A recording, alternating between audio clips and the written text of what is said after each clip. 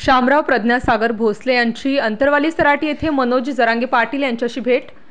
सेवानिवृत्त पोलीस अधिकारी शामराव प्रज्ञासागर भोसले आणि संजय पांडे विचार मंचच्या पदाधिकाऱ्यांनी अंतरवाली सराटी येथे संघर्ष योद्धा मनोज जरांगे पाटील यांची भेट घेऊन चर्चा केली आहे।